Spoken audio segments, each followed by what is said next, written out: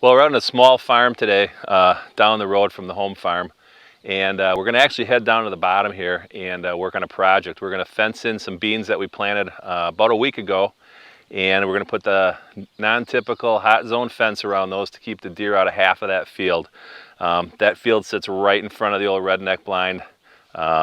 It's a field we've had a lot of success over the years, Cheech and Waldo, and last year we didn't have any big deer on the farm here really, so we didn't hunt here as much. But before we go down there, I want to talk about what we did in this big field up on top. And last year I actually had this field fenced in too. The problem is it's really hard to hunt unless you hunt it with a shotgun or something. And since we didn't have any big deer that we were chasing on this farm, we didn't really hunt it.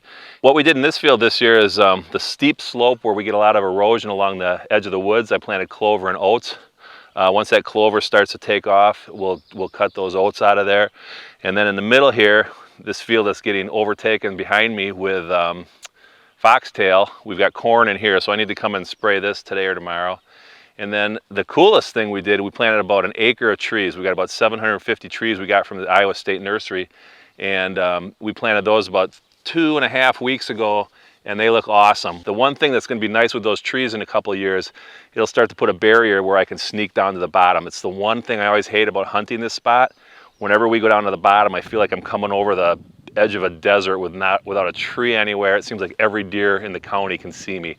So we made this nice little shelter belt of trees. Not only will it give the deer cover, it's going to give me cover getting down to the bottom of the hill. So that's the plan. We're going to head down to the bottom and see if we can get that fence up and keep the deer out of those beans until we're ready for them to have dinner.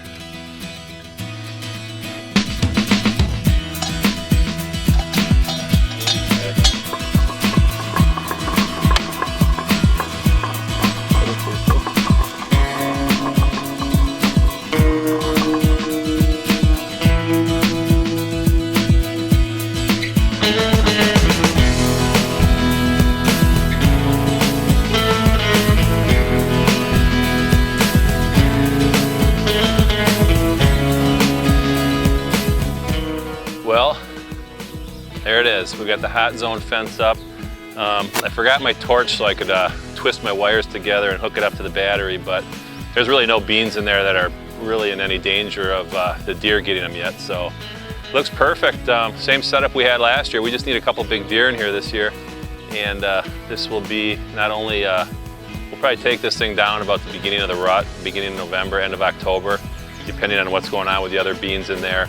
What we actually did last year, we came in here with some Frigid Forage and we did a autumn quick plot in here right into the beans. So we had turnips in here after the beans were devoured by the deer, and we had our beans on this side. It was a deadly combination with no deer that we wanted dead. So we're hoping that we get a couple big ones running around this farm this year, and we'll be hunkered down all nice and cozy in the redneck blind waiting for him to show up.